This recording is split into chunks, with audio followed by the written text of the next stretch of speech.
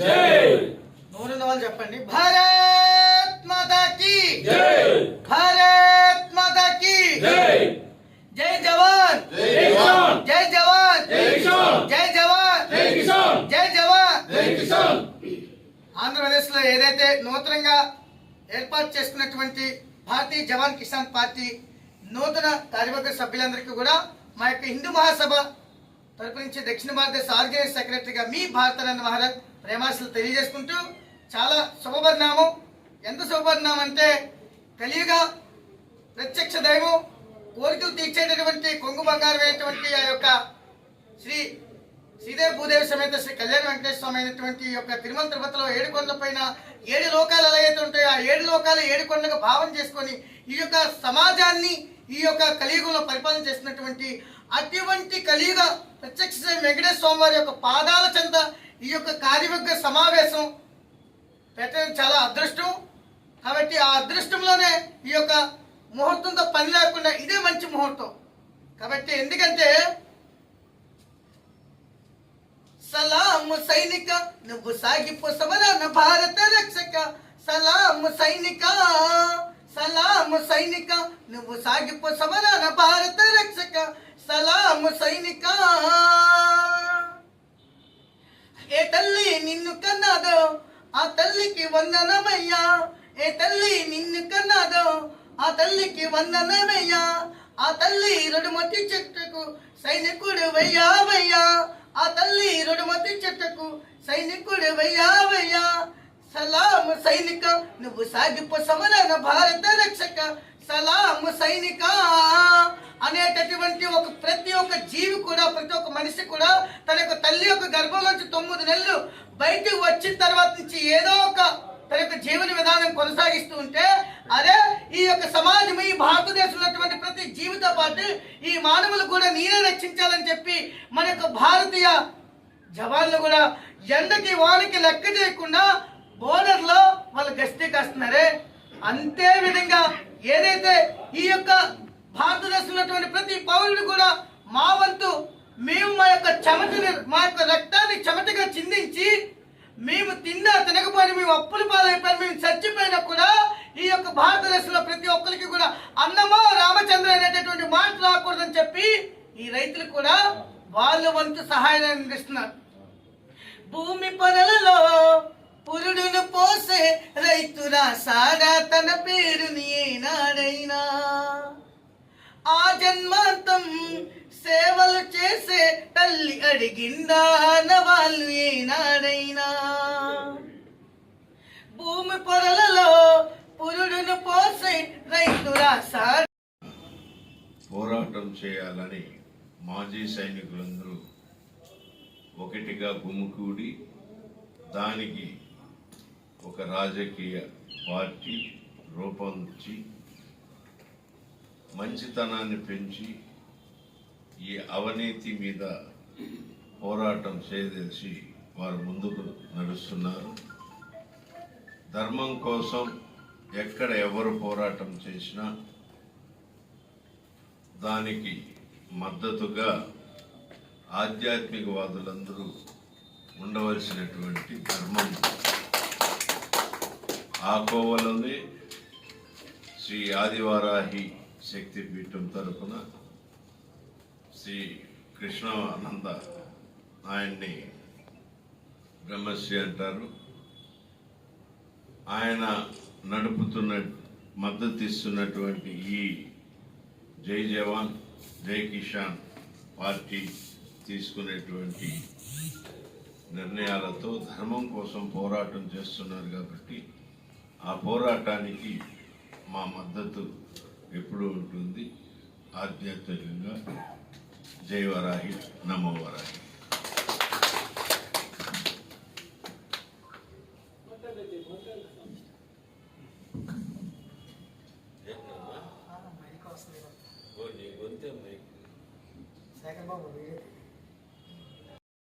నీటికి ఎలాంటి కమ్మీ లేదు, తక్కువ లేదు మనకి. కానీ అలాంటి నీటిని కూడా జిఎస్టీ వేసి ప్రజల మీద తాగే నీటి మీద కూడా పన్ను వసూలు చేస్తున్నారు గవర్నమెంట్. ఏవైతే నేచురల్ సోర్సెస్ ఉన్నాయో, నేచురల్ సోర్సెస్ ఈ పంచభూతాలు, అవి ప్రజలందరికీ ఫ్రీగా అందాలి. అది దేవుడిచ్చిన సోర్సెస్ అవి, వాటి మీదే బిజినెస్ చేస్తూ ఉన్నారు. మా పార్టీ ముఖ్య ఉద్దేశం మంచి నీళ్లు, అసలు ఒక బిస్లరీ బాటిల్ దాని తయారీ కానీ దాని మ్యానుఫ్యాక్చరింగ్ కానీ మార్కెట్లోకి వచ్చేటప్పటికి దానికి ₹1.75 పడుతుంది. కానీ బయట ఎంతకు అమ్ముతున్నారు? ₹20, ₹25, ₹30. ఈ అదనంగా వచ్చే డబ్బులు ఎవరి దగ్గరికి పోతున్నాయి? వీటికి లెక్కలు ఉన్నాయా? ప్రజలు కూడా అడగటం లేదు. వాళ్ళు ఎంత కమ్మినా మన అవసరంగా కూడా తాగుతూ ఉన్నాం.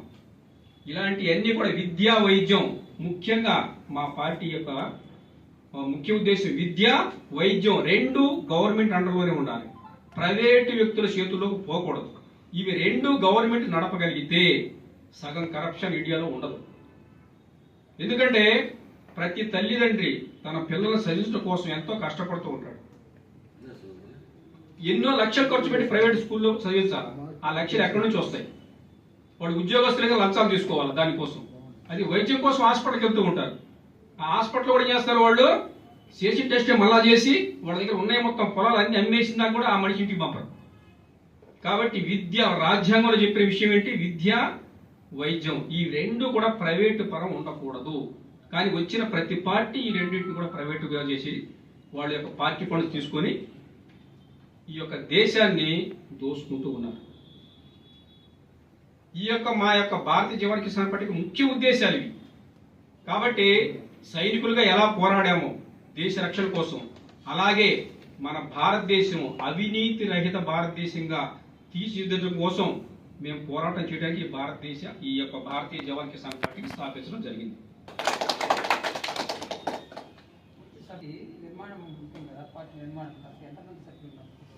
పార్టీకి వచ్చేసి ప్రతి స్టేట్ లో కూడా స్టేట్ కమిటీస్ ఉన్నాయి, డిస్ట్రిక్ట్ కమిటీస్ ఉన్నాయి. అవన్నీ గ్యాదర్ చేసేస్తే మాకు కనీసం ఇప్పుడు ఒక 2 లక్షల మంది వచ్చున్నారు. 2 లక్షల మంది ప్రాథమిక సభ్యత్వం తీసుకున్నారు. ఈ కార్యక్రమం అనేది ఇప్పుడు నిరంతరంగా కొనసాగుతూ ఉంటుంది.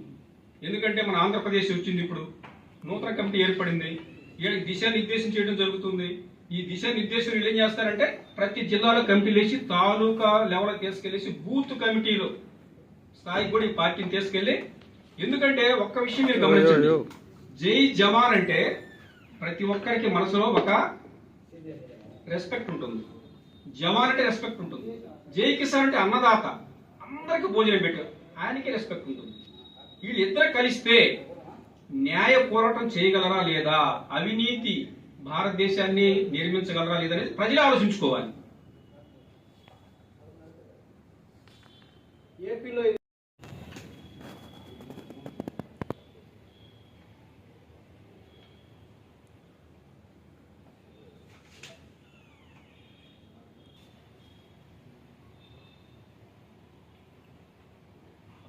Okay sir.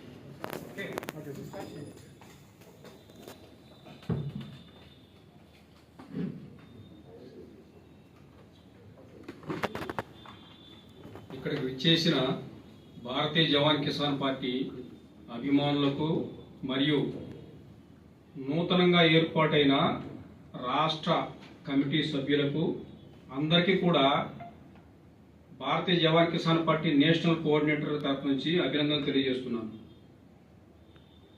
ఈరోజు ముఖ్యంగా తిరుపతి పట్టణంలో మొట్టమొదటిసారిగా ప్రమాణ స్వీకారం చేయబోతున్న భారతీయ జవాన్ కిసాన్ పార్టీ రాష్ట్ర కమిటీ సభ్యులకు ఈ యొక్క సెరమోనీ ఏర్పాటు చేయడం జరిగింది. ఈ భారతీయ జవాన్ కిసాన్ పార్టీ అనేది నేషనల్ పార్టీ. ఈ పార్టీ 2021లో